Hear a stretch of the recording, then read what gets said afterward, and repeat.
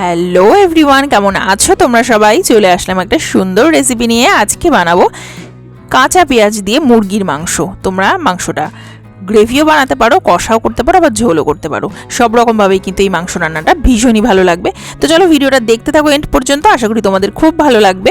তো প্রথমেই আমি কড়াইতে দিয়ে দিচ্ছি 4 থেকে 5 টেবিল স্পুন মতো সর্ষের তেল। তারপর দিয়ে দিচ্ছি গোটা জিরে, 1 টিস্পুন ফোড়ন, একটু গরম মশলা থেতো করে দিয়ে দিলাম। তারপর দিয়ে দিচ্ছি একটা শুকনো লঙ্কা আর দিয়ে দেবো একটা তেজপাতা। তো এটা ফোড়ন হিসাবে দিয়ে দিলাম। আর ফোড়নটা একটু হয়ে গেলে আমি দিয়ে দেবো আদা, রসুন আর কাঁচা লঙ্কা বাটা। আমি এখানে 2টো রসুন নিয়েছি, 1/2 ইঞ্চি আদা নিয়েছি আর 4-5টা কাঁচা লঙ্কা। মশলাটাকে ভালো করে মিহি করে পেস্ট করে নিয়েছি আর সেই মশলাটাই দিয়ে দিলাম তেলের মধ্যে। এই মশলাটাকে ভালো করে ভেজে নেব বা কষিয়ে নেব একদম তেল ছেড়ে আসা পর্যন্ত। তাহলে কিন্তু রান্নার স্বাদটা হয়ে যাবে দ্বিগুণ। অবশ্যই তেল ছেড়ে আসা পর্যন্ত এই মশলাটা কষিয়েও, তাহলে কিন্তু খেতে বেশি ভালো লাগবে। আর যেহেতু আমরা পেঁয়াজটা একদমই কাঁচাভাবে ব্যবহার করব, তো সেক্ষেত্রে এই মশলাটা ভালো করে কষানোটা খুবই জরুরি। দিয়ে দিলাম স্বাদ অনুযায়ী নুন, দিয়ে একটু ভালো করে কষিয়ে নিচ্ছি। আর মাংসটাকে আমি আগে থেকে ম্যারিনেশন করে রেখেছিলাম। তো চলো মাংসতে কী কী দিয়ে ম্যারিনেশন করেছি সেটা তোমাদের সাথে শেয়ার করি। আমি এখানে 500 গ্রাম মতো মুরগির মাংস নিয়েছি, ভালো করে ধুয়ে নিয়েছি মাংসটাকে। দিয়ে দিচ্ছি 2 টিস্পুন মতো হলুদ গুঁড়ো, তারপর দিয়ে দেবো ধনে গুঁড়ো 2 টিস্পুন, তারপর দিয়ে দিচ্ছি গরম মশলা 1 টিস্পুন, তারপর দিয়ে দিলাম জিরে গুঁড়ো 1 টিস্পুন, তারপর স্বাদ অনুযায়ী নুন দিয়ে ভালো করে মেখে নেব এবং রেখে দেব 15 থেকে 30 মিনিট মতো। যদি তোমাদের কাছে টাইম কম থাকে সেক্ষেত্রে জাস্ট মেখে নিলেই হয়ে যাবে, রাখার দরকার নেই। আর যদি একটু সময় পাও তাহলে রেখে দিও। তো দেখতে পাচ্ছ মশলা কিন্তু দারুণভাবে কষা হয়ে গেছে এবং তেলও ছেড়ে এসছে আর কালারটাও কিন্তু একদমই চেঞ্জ হয়ে গেছে। আর এই স্টেজে আমি অ্যাড করে দিচ্ছি আগে থেকে মেখে রাখা মাংসটা দিয়ে দিলাম। এবার ভালো করে মশলার সাথে মিক্সিং করে নেব। আর এই মাংস কিন্তু গরম গরম ভাত, রুটি, পরোটা, লুচি যাই বলো না কেন সব কিছুর সাথেই কিন্তু একদম জমে যায়।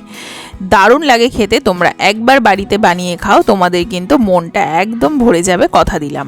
আমি কিন্তু মাংসে আলাদা করে কোনো জল ব্যবহার করিনি। আর এই স্টেজে দিয়ে দিচ্ছি টমেটো থেকে এমনি জল বেরোবে আর মাংস থেকেও জল বেরোবে, তো ওই জন্য আলাদা করে কোনো জল আমরা অ্যাড করছি না। তো দিয়ে দিলাম টমেটোটা এবং ভালো করে মিক্সিং করে দেব আর কভার করে দেব মোটামুটি 5 থেকে 10 মিনিটের জন্য, একদম লো ফ্লেম করে দিয়ে। তাহলে টমেটোটাও সেদ্ধ হয়ে যাবে আর মাংস থেকে যা জল বেরোনোর সেটাও বেরিয়ে আসবে। তো মাঝখানে আমি আলুটাকে অ্যাড করে দিয়েছিলাম। আলুটা টোটালি অপশনাল, তোমরা চাইলে আলু নাও ইউজ করতে পারো, কিন্তু ব্যবহার করলে বেশ ভালো লাগবে খেতে। তো আলুটা দিয়ে ভালো করে কষিয়ে নিয়েছি। দেখতেই পাচ্ছ খুব সুন্দর তেল ছেড়ে এসছে। আর তেল ছেড়ে এসছে মানেই কিন্তু বুঝে নিতে হবে আমাদের মাংসটা কষা হয়ে গেছে, মশলাগুলো ভাজা হয়ে গেছে। এই স্টেজে আমি দিয়ে দিচ্ছি কাঁচা পেঁয়াজ বড় বড় টুকরো করে। আমি এখানে 2টো বড় কাঁচা পেঁয়াজকে কুচিয়ে নিয়েছি বা বড় বড় করে টুকরো করে নিয়েছি। পেঁয়াজটা দিয়ে কিন্তু বেশিক্ষণ রান্না করব না, জাস্ট পেঁয়াজটা দিয়ে একটু মিক্সিং করে নেব। পেঁয়াজটা দিয়ে আর কষানোর প্রয়োজন নেই। এবার ডিরেক্টলি জল দিয়ে দেব, দিয়ে তারপর ফোটাবো। আমি এখানে 2 কাপ জল ব্যবহার করেছি, তোমরা চাইলে আরও কম জল ব্যবহার করতে পারো। গ্রেভি খাবে না কষা খাবে সেটা সম্পূর্ণ তোমাদের ইচ্ছা, তবে যেরকমই বানাও না কেন এই রান্না কিন্তু একদম জমে যাবে। আর অবশ্যই মাংসে গরম জল ব্যবহার করবে, তাহলে মাংস টেন্ডার এবং জুসি হবে। ঠান্ডা জল দিয়ে ঝোলটা ফুটালে কিন্তু মাংসটা একদম স্টিফ হয়ে যাবে, শক্ত হয়ে যাবে। সেটা শুধুমাত্র এই রান্নার ক্ষেত্রে না, সব রান্নার ক্ষেত্রেই আমি একই কথা বলি। তো জলটা দিয়ে দিলাম। এবার জলটা ফুটে গেছে, আমি আগে থেকেই গরম জল দিয়েছিলাম সেজন্য আরও তাড়াতাড়ি ফুটেছে।